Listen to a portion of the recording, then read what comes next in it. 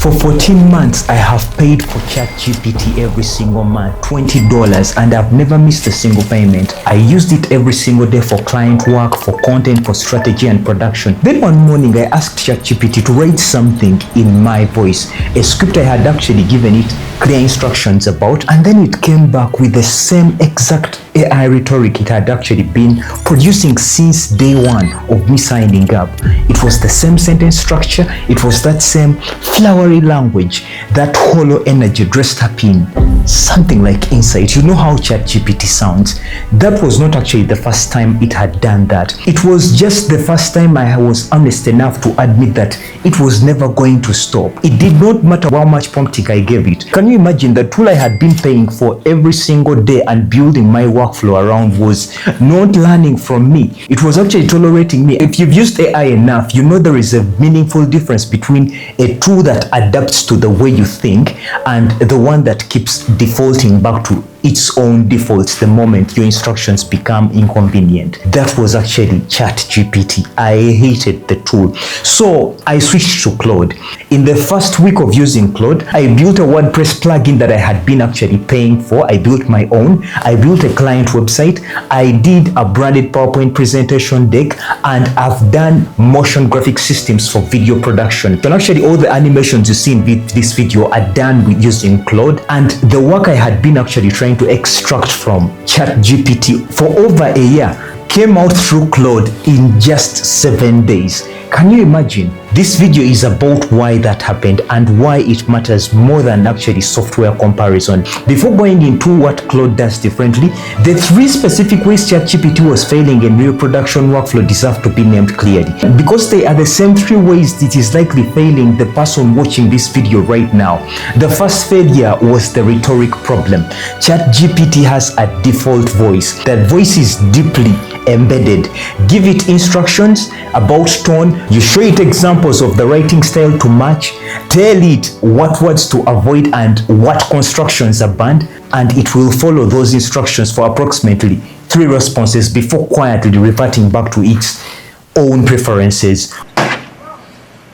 Words like delve, tapestry, transformative, it is worth noting, it keeps returning because the model was trained on content that used them constantly, and breaking that pattern requires continuous effort from the user, rather than genuine adaptation from ChatGPT itself. The result is writing that always needs to be fixed before it can even be used, which means the AI is creating work rather than reducing it.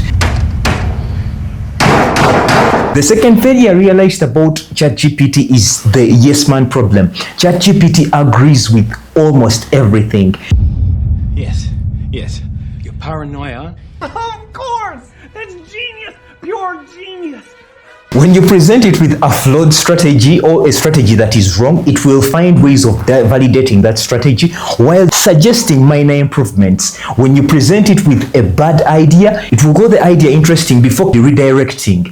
This feels supportive in the moment, and it is dangerous over time because the tool that never tells a business owner they are wrong is not a thinking partner, in my opinion. I always tell my people that ChatGPT is an expensive confirmation machine. The third failure of ChatGPT is the search engine problem. For a certain category of task, ChatGPT performs like a very fast, articulate Google search. It retrieves and summarizes, it explains and describes. What it really does without significant prompting is to think alongside the person using it. Things like building an idea in real time, identifying contradictions in the logic being developed, suggesting the direction the work should go. Before being asked, the conversation stays transactional rather than becoming genuinely collaborative. I don't know whether I'm making sense. And the difference between those 2 models, in my opinion, matters so much in production environment where the work changes direction multiple times in a single session. Here's what the first 7 days of me using Claude looked like in practice. The WordPress plugin came in first. The goal was actually a custom SEO plugin, search engine optimization with Anthropic API integrated, built directly into the client website and on my website on WordPress and Elementor. Claude did not just actually generate code and hand it over to me. It explained every function as it was going to build. It flagged the points where the interaction could break. It suggested actually better architecture than the one originally described, and it pushed back on the approach entirely. Claude actually was explaining why the simpler method being processed would create a maintenance problem 6 months down the line. The plugin worked on the first deployment, and it is still working up to now. A tool that agreed with everything would actually just have built exactly what I asked for it and allowed the maintenance problem to surface later without any warning. But Claude did not allow that. This may sound a bit technical, but the next thing that followed was the website. It was built on WordPress and Elementor, custom plugins for Instagram feed integration via Graph API. It had a lead capture connected to Brevo, Twilio, and Call Me Bot integration for WhatsApp notification. Each component was built in a single working session. The difference was not speed. The difference was the tool never needed to be corrected back and forth to get the actual goal, because it maintained context of the entire project across the session rather than treating every message as a separate transaction. I love Claude so much, guys, and I highly recommend this thing. The other thing I've done in Claude PowerPoint presentations, these are fully branded decks with consistent color systems, consistent typography hierarchies, and of course slide logic that followed the argument being made rather than filling in gaps with bullet points. The request was not just making slides. The brief was built around actually a complete brand systems with hex codes, font combinations, and specific visual language. The output matched the brief without actually requiring multiple rounds of corrections to get there. That is the power of Claude. Then it came to the motion graphic systems like the ones you're seeing in this video right now. And this is the one that changed my production workflow entirely, most significantly. The goal was a system for building animated graphics for my YouTube channel and my YouTube tutorial videos, something that could be recorded through OBS as B-roll dropped directly into Premiere Pro as a visual element. Claude built a complete HTML animation framework from scratch with individual animation components for different visual needs. It had actually progress bars, text reveals, data visualizations, and branded lower thirds. Each one was built as a standalone file that could be recorded and reused across multiple productions. A motion graphic system that would actually take weeks to build through conventional means and thousands of dollars took one extended working sessions to produce. In fact, I have a Claude skill for my animation.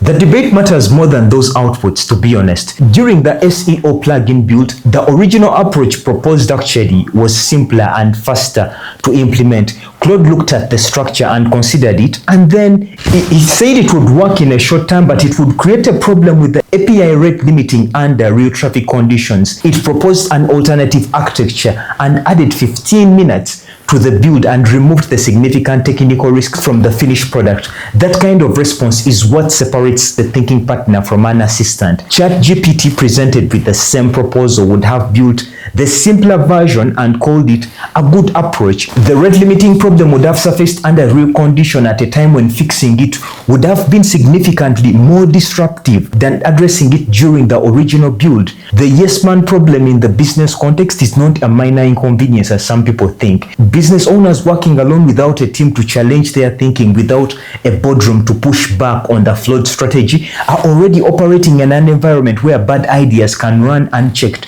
or months before the market provides the correction.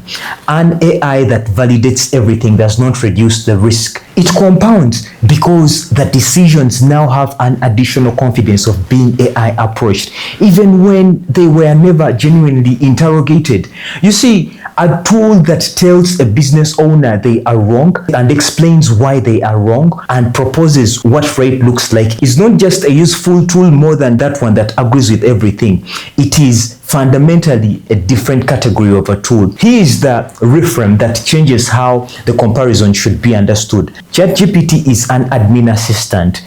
It processes requests, it produces outfits, and moves on. It is genuinely useful for a specific range of tasks, summarizing things like content, drafting, of course, fast versions of standard documents, answering factual questions quickly. It is used within the scope, it performs well. The people using it primarily for that scope are getting reasonable value for it without a doubt. Claude is an infrastructure. The skill feature alone changes the entire architecture of how the production work can be built. Skills are permanent instructions and frameworks saved into your system, not pasted into each conversation. They are not actually re-explained at the start of every session, but resident in the environment and are available to every task without being evoked manually.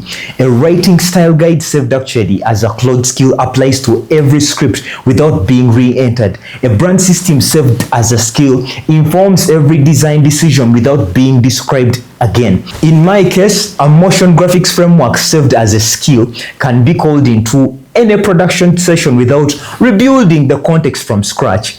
Now, to me, this is a game changer. To be honest, Claude passes the toothbrush test. It is not a tool that is useful once. It is something you use every single day, multiple times a day. Because the alternative, in my opinion, is noticeably bad. ChatGPT passes the test for people who need a fast, capable tool for individual tasks. But Claude passes it for people who are building something like a business, a content system, a production workflow, where context of the work accumulates over time, and the tool needs to hold that context rather than losing it at the end of each conversation.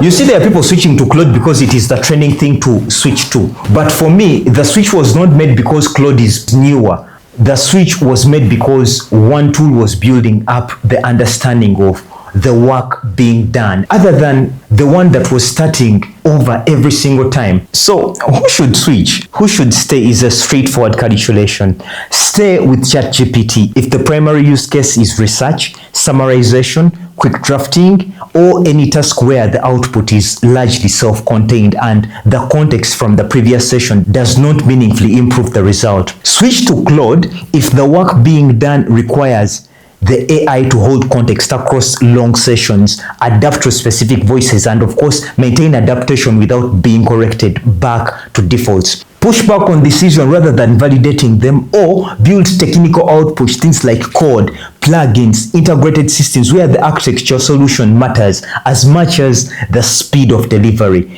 Switch immediately if any of the following sounds familiar.